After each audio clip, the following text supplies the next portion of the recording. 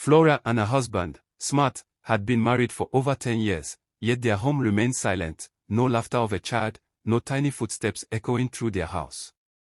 Despite the endless prayers, medical consultations, and reassurances, their arms were still empty. But their faith never wavered. They believed that one day, they would hold their child. Then, one morning, something miraculous happened. Flora woke up feeling different. A strange sensation ran through her body, and her heart pounded in anticipation. Could it be? She rushed to the bathroom, her hands trembling as she took the pregnancy test. 2 bold lines appeared. Tears filled her eyes. Overwhelmed with joy, she ran to the living room, where her husband sat reading the newspaper. Smart. Smart, she called, her voice shaking. He looked up, startled. What is it, my love? She held up the test. I'm pregnant. For a moment, he just stared, unable to believe it. Then, he jumped up, wrapping his arms around her. Thank you, God, he whispered against her hair. Their joy knew no bounds. They celebrated, called friends and family, and kept thanking God for finally answering their prayers. As the pregnancy progressed, everything seemed perfect, until the night of her 20th week. A nightmare turned reality. That night, Flora had a dream, one so terrifying that she woke up drenched in sweat. She found herself lying in the middle of the village square, alone, under the eerie glow of the moon. A shadowy figure approached. It was her stepmother, Patricia. Flora tried to move, but her body was frozen. She could only watch in horror as Patricia knelt beside her, placed her cold hands on her belly, and began to chant words Flora couldn't understand. A sharp pain shot through her stomach. Stop. Please, stop. Flora screamed, but her voice was weak. Patricia's hands went deeper into her stomach, pulling something out. Flora gasped. It was her baby. With a wicked smile, Patricia carried the tiny fetus to a nearby water closet and flushed it away. Flora screamed, her body convulsing with pain. She tried to fight back, but her limbs felt like they were bound by an invisible force. Suddenly, she woke up. She gasped for breath, her hands rushing to her stomach. A sharp pain hit her, and then she felt something warm. She turned on the bedside lamp and gasped. Blood. Her nightgown, her bedsheets, everything was soaked in blood. Tears streamed down her face as she clutched her belly. No. No, no, no.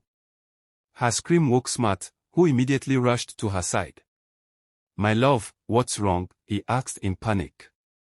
Through her sobs, she told him about the dream. Without hesitation, they rushed to the hospital. But deep down, Flora already knew what had happened. The doctor confirmed it, a miscarriage. Flora was devastated. She felt like a part of her soul had been ripped away. But Smart held her close, whispering words of comfort. We will try again, my love, he said. This is not the end. The prophetess and the beaded curse. The next morning, unable to shake off the fear and pain, Flora traveled to the village to see her mother. The moment her mother saw her, she knew something was terribly wrong. My daughter, what is it? She asked, holding Flora's hands. Tears welled up in Flora's eyes. She narrated the dream, the miscarriage, and her growing suspicion of Patricia. Her mother's face darkened. Let's talk to your stepmother. Patricia arrived a few minutes later, pretending to be concerned. Oh, Flora, I'm so sorry for what happened, she said, shaking her head. But I know someone who can help you. A prophetess, she added. She is gifted in solving spiritual problems. Despite Flora's hesitation, her mother agreed. The next day, they visited the prophetess. The woman welcomed them warmly, but as soon as Flora sat down, the prophetess closed her eyes and began speaking. You have lost 2 pregnancies, haven't you? Flora's eyes widened. Yes, but how do you know? The prophetess smiled knowingly. Because the one responsible for your pain is very close to you. Flora's mother gasped, but Patricia simply stared. Your womb has been marked, the prophetess continued. But don't worry, I can remove the curse. Flora felt a chill run down her spine. The prophetess instructed her mother to bring some clothes Flora had worn as a child. When they returned, the ritual began. The prophetess wrapped Flora in the old clothes, muttered incantations, and then tied a beaded waist chain around her. "This bead will protect you," she said. "Never remove it, no matter what happens." Flora nodded hesitantly. Another pregnancy, another nightmare. Months later, Flora was pregnant again. This time, she was even more careful. She did everything the prophetess instructed, wearing the beaded waist chain at all times. Her husband, overjoyed yet cautious, insisted on multiple hospital checkups. Each time, the doctors assured them that everything was fine. Then, at exactly 20 weeks, the nightmare returned. She saw Patricia again, pulling her baby out, flushing it away. She woke up screaming. Blood soaked the bed. "No," she cried. Smart rushed in, his heart sinking. "Not again," he whispered. This time, Flora broke down completely. "I can't do this anymore," she sobbed. "Let's find another way.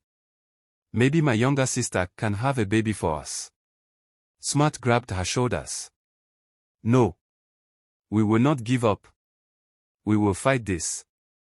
Flora wasn't convinced. She went back to her mother.